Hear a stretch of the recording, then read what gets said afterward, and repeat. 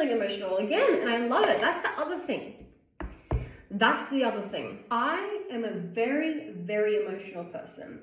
Along with the expression suppression, I also suppressed my emotions for a very long time. A very long time. A dangerously long time. And my body faced the consequences. My health faced the consequences. I faced the consequences. I don't do that now. But it was a very, very hard thing to heal from. Liver cancer, if you know what I mean. As someone who feels things with such intensity, it has often been so hard for me to share that and express that without feeling like something is wrong with me. And it wasn't that my emotions were erratic and uncontrollable.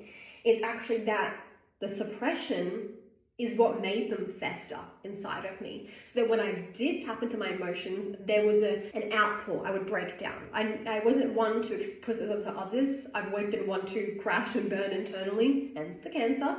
But I would have breakdowns. I would have panic attacks. I would spiral. I was not equipped to handle those emotions because they had been suppressed for so long. So I need you to understand this. It's not the emotions that are the issue. It is your fear of them and the suppression of them that makes them fester and grow resentment and grow uncontrollable, where it is hard for us to manage them. When you connect deeply to your body and you find safe ways for yourself to express them, to feel them, to release them, this is how you regulate, okay? Emotional expression, emotional freedom, the ability to feel freely in all your capacity and feel safe and capable of doing so without crashing and burning. And when I say crashing and burning, I mean in a very unhealthy way. Sometimes things have to burn. Sometimes breakdowns are spaces for breakthrough. But we know what I'm talking about when I'm talking about toxic, unhealthy, emotional spirals, okay? We are meant to feel. We wouldn't have emotions if they weren't important for us to feel. That is one of the truest and most natural things we can do as humans is feel what is within us. We are not always meant to understand everything we feel. We are not always meant to tie logic to everything we feel. We are not meant to suppress the things that we feel. Every emotion we have holds purpose. That doesn't mean every emotion is its most truest expression of yourself, but it is a part of you that needs to be felt and expressed and released. Because what is the point if we don't feel? What is the point as human beings if we don't feel?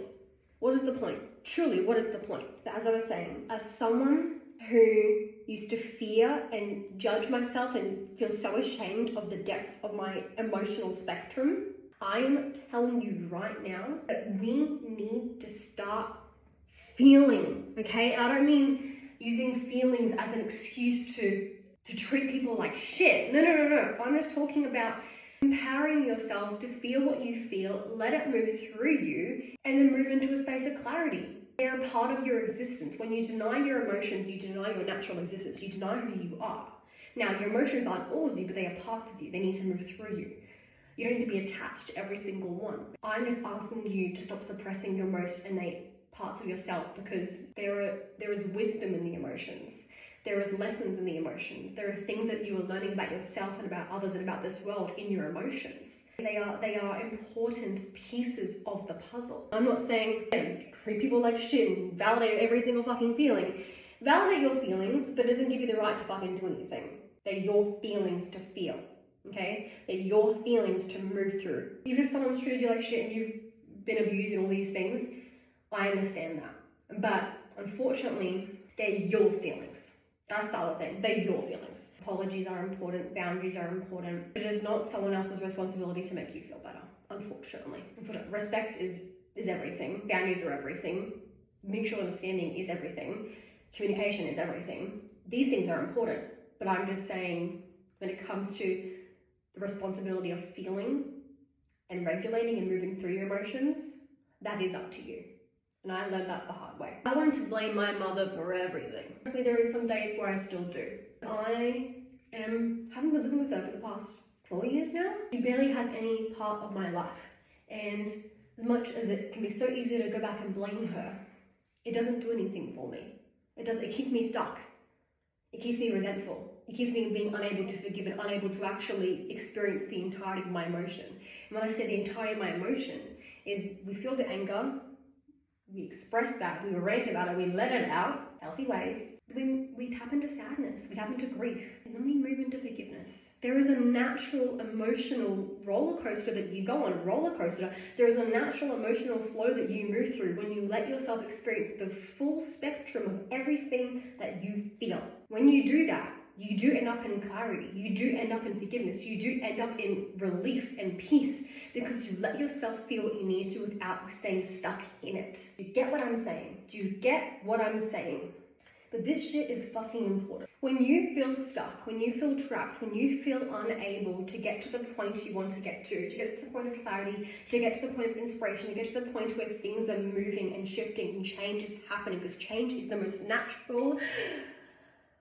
Change is natural, okay? If we keep trying to hold on, we are going to be miserable forever. And that is the same with your emotions. If you keep trying to hold on to certain emotions and keep trying to play them out, girl, you're the reason for your suffering. I'm sorry to break it to you. You are the reason for your suffering, because if you keep holding on to things, holding on to attachments and identities within your emotions, you're literally going against your natural flow of existence, your natural way to live. Emotions are meant to flow. They are energies in motion. They aren't meant to stay stuck. Like we spoke about this. Okay, change is inevitable. Emotions are meant to change, be alchemized, shift into different states of being. They shift through different emotional states. You start off angry, you start crying. Do we not? Do a lot of us not? Start angry, start verbalizing, and then we actually get really fucking sad because anger is the secondary emotion. It's just this shit that's on top. Starts up here and goes, and then we get to this point of like, oh, I feel so much better. Yeah, you do, girl, because you let yourself feel the full spectrum of your emotions. And then you actually go, oh, actually, like, realize, baby, it wasn't as big of a deal as I thought it was, but my emotions needed to be felt and processed and be validated. But actually, what I've learned from this is I want to make sure I have some boundaries there, because it doesn't serve me to keep having that thing stay the same.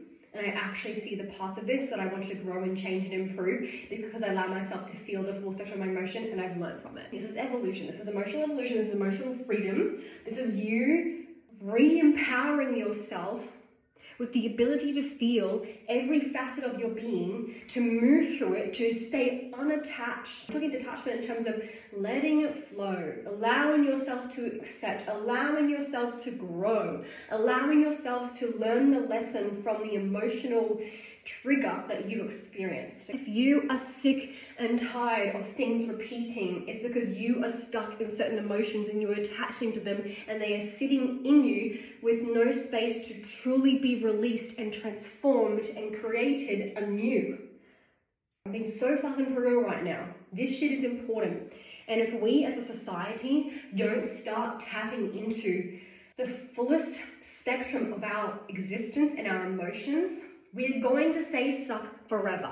The shit that is happening in this world is because people don't know how to fucking feel what they need to feel and move through it and come out the end learning what they need to learn and evolving from it. Like, yes, girl, grow up. With all the love in the world, grow up. I said that with so much love, truly. I said that with so much love. And yes, I'm feeling passionate. I'm feeling so fucking passionate because I watch videos of what's going on in the world and it brings me to tears and it makes me so angry, but I don't stay there. I move through it and I find clarity and I speak about what can I talk about? What can I do? What can I bring to this world? And that is I can share the things that I know and have learned and have embodied in, because I know it fucking works and I know it helps people.